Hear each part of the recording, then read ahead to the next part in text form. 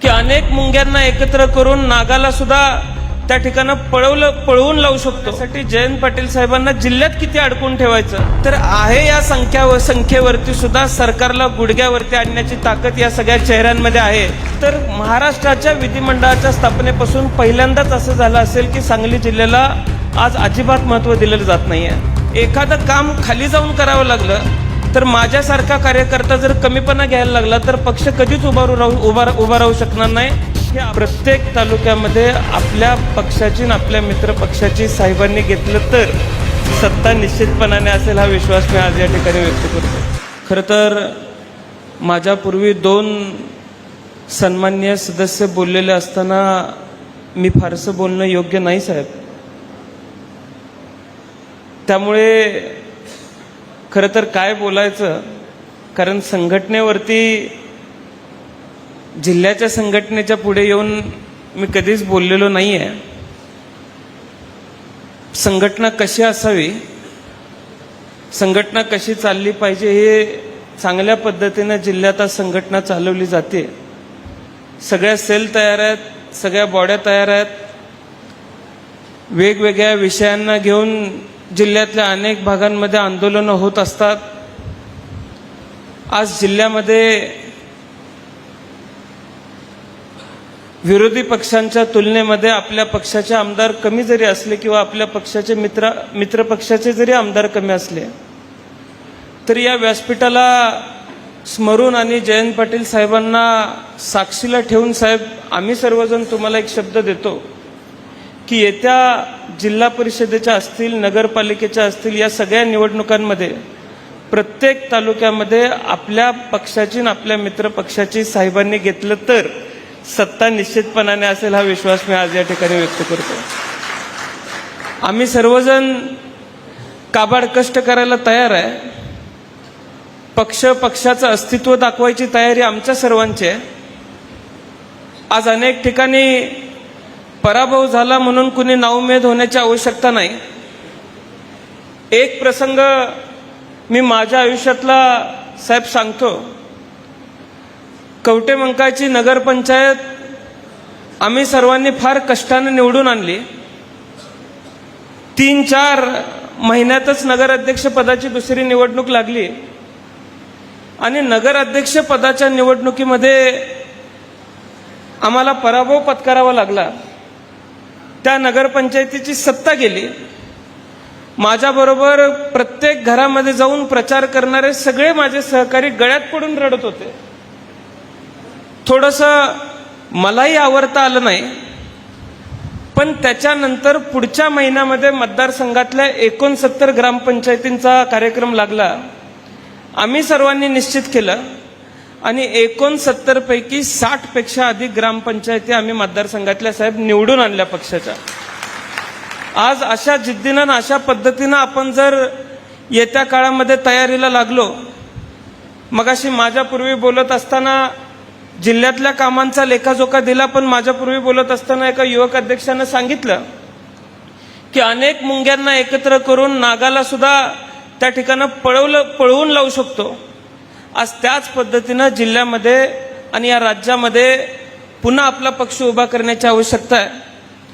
माझी जिल्ह्यातल्या सर्व प्रमुख पदाधिकाऱ्यांना आज या ठिकाणी विनंती असणार आहे की पक्षाच्या माध्यमातून सबंध राज्यभर फिरणाऱ्यांच्या चेहऱ्यांमध्ये आज आपल्या पक्षाकडे असे किती चेहरे आहेत याची सर्वांनी आपल्याला जाणीव ठेवावी लागेल। आणि येत्या काळामध्ये जिल्ह्यातल्या निवडणुका लढवण्यासाठी जयंत पाटील साहेबांना जिल्ह्यात किती अडकून ठेवायचं याचा सुद्धा विचार आपल्याला सर्वांना करावा लागणार आहे। महानगरपालिकेच्या निवडणुका लागणार आहेत, नगरपालिकेची निवडणूक लागणार आहे, उद्या माझ्या तासगावची नगरपालिका लागणार आहे। तिथं मी जयंत पाटील साहेबांनी आलंच पाहिजे असा जर आग्रह धरून बसलो तर जयंत पाटील साहेब राज्यातल्या इतर जिल्ह्यांच्या नगरपालिका कधी लढवणार? आज अनेक जिल्हे असे आहेत जिथं आपल्या पक्षाला विधानसभेचा सदस्य नाही, तिथं आपल्यातल्या कुठल्या तरी माणसाला जाऊन तिथं नेतृत्व करायला लागणार आहे, अशी परिस्थिती आज राज्यातल्या अनेक जिल्ह्यामध्ये असणार आहे। त्यामुळे उद्या नगरपालिकेची जरी निवडणूक लागली किंवा महानगरपालिकेची जरी निवडणूक लागली तरी ते शहराची निवडणूक नसणार आहे, ती आपल्या नेत्यासाठी राज्याचीच निवडणूक असणार आहे। आम्ही सर्वांनी लक्षामध्ये घेतलं पाहिजे। आणि येत्या काळातल्या निवडणुकीसाठी आपण सर्वांनी जिद्दीला कामाला लागलं पाहिजे, हे आपण सर्वांनी आज या ठिकाणी ठरवण्याची आवश्यकता आहे. अनेक मुद्दे आहेत, त्या मुद्द्यांना धरून आम्ही सुद्धा ज्या त्या पातळीवरती आवाज उठवण्याचा प्रयत्न करतोय. थोडंसं कायमस्वरूपी एखाद्या व्यक्तीने विद्यार्थी राहावं, आम्ही अजून फारच पहिल्या वर्गातले विद्यार्थी आहेत, त्यामुळे साहेब सगळे शिकायला लागलोय. पण मी निश्चितपणाने तुम्हाला सर्वांना सांगतो की आपण सर्वांनी जर बळ आम्हाला सर्वांना दिलं तर आहे या संख्येवरती सुद्धा सरकारला गुडघ्यावरती आणण्याची ताकद या सगळ्या चेहऱ्यांमध्ये आहे. आणि तुम्ही जर सर्वांनी ताकद दिली, नाउमेद न होता उमेदीनं तुम्ही जर कामाला लागलात तर आपले नेते नव्या कल्पना घेऊन बाहेर पडतील, नव्या संघटनांसंदर्भातल्या संकल्पना घेऊन बाहेर पडतील. या जिल्ह्याला मोठ्या नेत्यांची परंपरा आहे आणि या जिल्ह्यामध्ये आज जर आपण परिस्थिती हर्षवर्धन पाटील साहेब बघितली तर महाराष्ट्राच्या विधिमंडळाच्या स्थापनेपासून पहिल्यांदाच असं झालं असेल की सांगली जिल्ह्याला आज अजिबात महत्त्व दिलेलं जात नाही आहे. काल परवा अर्थसंकल्प झाला. एशियन डेव्हलपमेंट बँकेने दिलेल्या म्हैसा योजनेच्या सौर ऊर्जेच्या प्रकल्पावरती आपल्या खात्यानं मान्यता दिली असं अर्थसंकल्पीय भाषणामध्ये सांगितलं गेलं. त्यामुळे या जिल्ह्याला अजिबात महत्त्व नाही. आज आपण परिस्थिती बघतोय की प्रत्येक मतदारसंघामध्ये काही ना काही कुणी ना कुणीतरी जाऊन तिथं लक्ष देण्याची आवश्यकता आहे. आज देवराजदादांवरती सगळा भार आम्ही टाकणं योग्य नाही. माझ्या विधानसभा मतदारसंघाचा आमदार म्हणून मी माझ्या विधानसभा मतदारसंघाची जबाबदारी देवराजदादा घेईन.